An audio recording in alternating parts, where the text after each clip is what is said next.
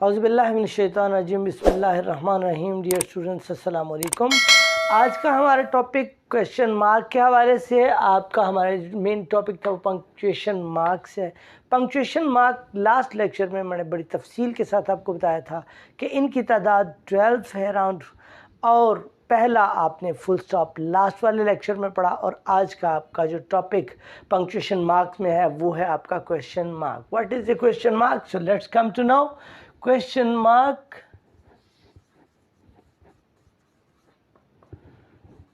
Every student mostly knows that a question mark shapes like this in English. English में यूँ होता है, और उर्दू में अगर क्वेश्चन मार्क जिसको सवालिया निशान कहते हैं, ये उर्दू में इसको सवालिया निशान, ये आपका जो सवालिया निशान उर्दू में है डियर स्टूडेंट्स, वो इससे मुख्तलिफ यानी इससे उल्टा, क्योंकि उर्दू इस हाथ से लिखी जाती है और इंग्लिश आपकी इस हाथ से लिखी जाती है, तो इस तरह इसमें दोनों के जो फेस होगा वो अलग जानिब होगा। So we are going to learn something about, पहले लास्ट लेक्चर में हमने पढ़ा था कि जब आपका कोई इनडायरेक्ट क्वेश्चन होगा तो आप उसके एंड पर क्वेश्चन मार्क नहीं लगाएंगे।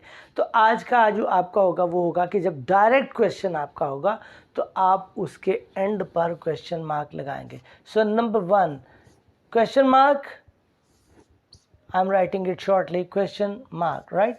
Question mark is placed at the end of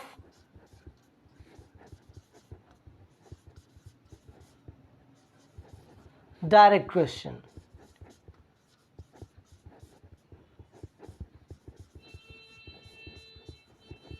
कोई एक भी क्वेश्चन हो, कुछ भी हो, आपका जब क्वेश्चन डायरेक्ट होगा तो आप उसके आखिर पर question mark you will write, right? For example you से व्हाट इज़ योर नेम, आप कहते हो आपका नाम क्या है, व्हाट इज़ योर नेम, तो ये आपका डायरेक्ट क्वेश्चन है।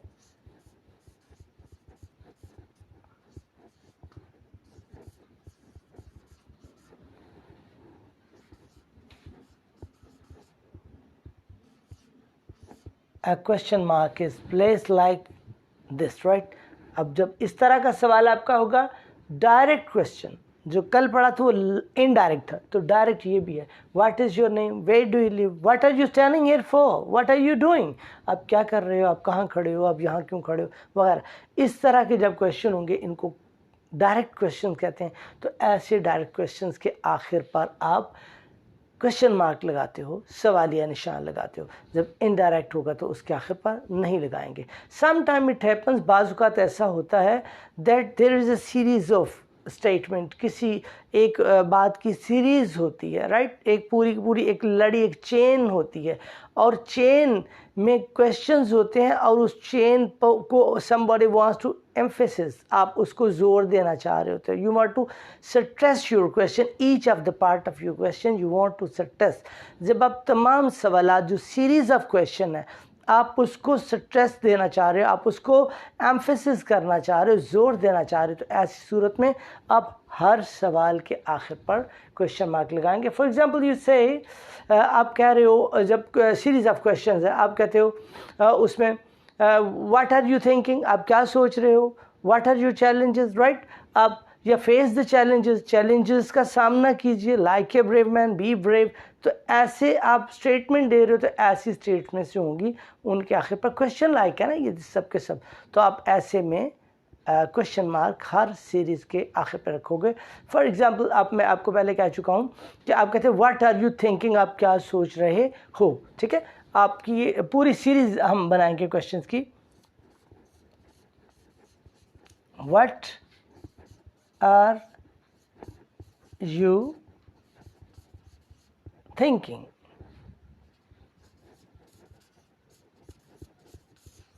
एक क्वेश्चन हो गया, डायरेक्ट क्वेश्चन आपका कि आप क्या सोच रहे हो।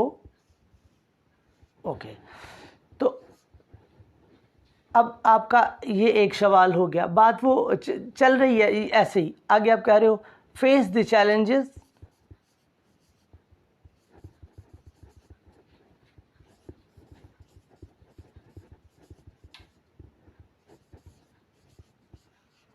face the challenges यानी कोई बंदा परेशान बैठा है, वो सोच रहा है और कहने वाला उसको कह रहा है आप क्या सोच रहे हो, व्हाट आर यू थिंकिंग, आप क्या सोच रहे हो। Face the challenges like a brave man, ठीक है, like a bold man, like a man, मर्दाना वार, तमाम मसाइल का सामना कीजिए, राइट। तो आप कहते फेस द चैलेंजेस, अच्छा इसको पूरा कर लेते हैं, sorry, face the challenges like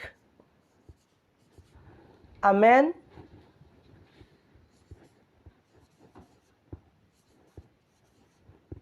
like a man, or shut your eyes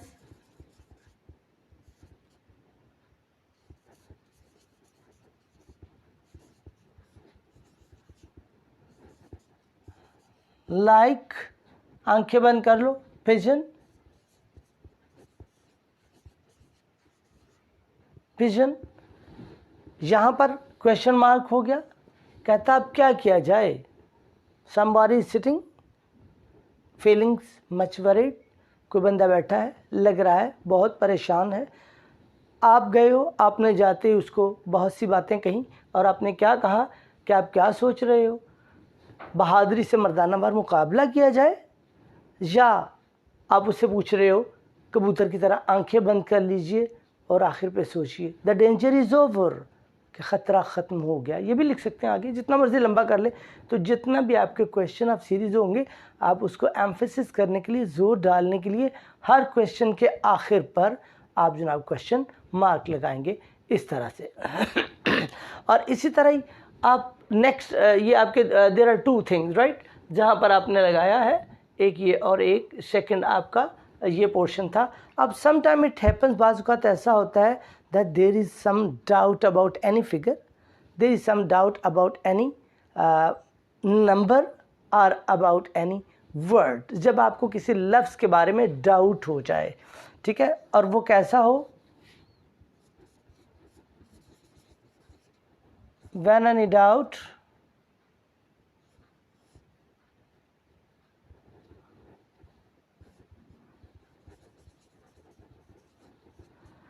about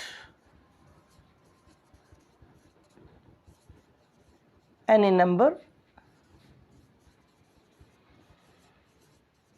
or word।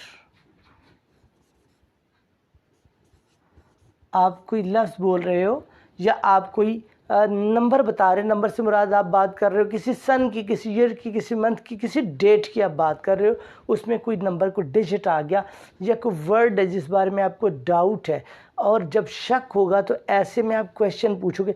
जब हम बातें, आमतौर पर बातें कर रहे होते हैं तो हम कहते हैं कि वो लाहौर में रहता है, तो ये हमारा अंदाज़ जो है ना, ये हमारा सवालिया अंदाज़ होता है, इसमें क्वेश्चन होता है।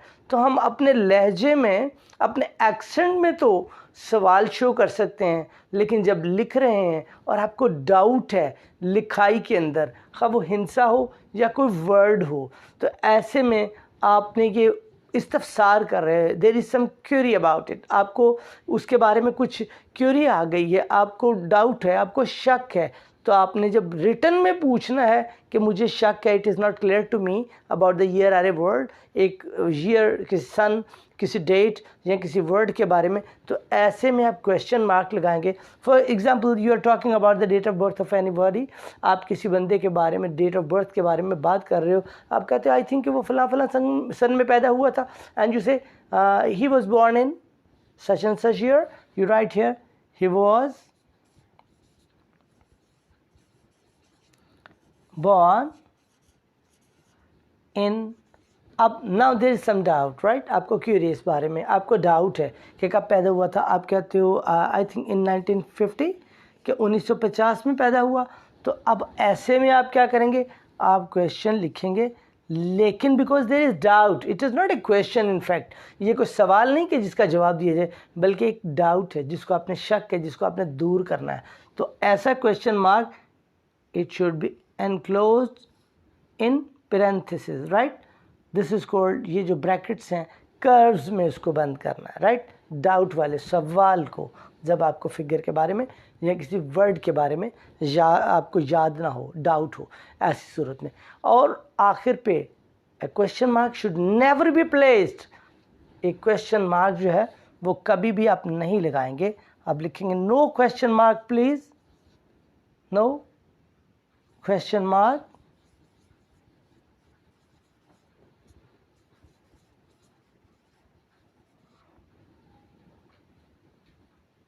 after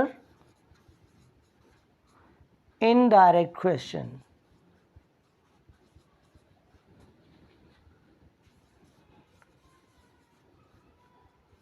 जब इनडायरेक्ट क्वेश्चन होगा तो उसके आखिर पर आपका क्वेश्चन मार्क नहीं होगा। ये यहाँ पर डायरेक्ट क्वेश्चन था तो इसी को इनडायरेक्ट कर लेते हैं ना। ही आस्क्ड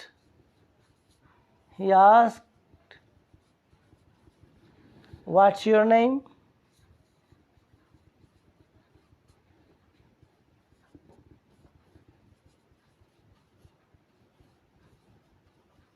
उसने पूछा कि आपका नाम क्या है, तो इसके आखिर पर फुल स्टॉप आएगा, यहाँ पर कॉमा नहीं आएगा।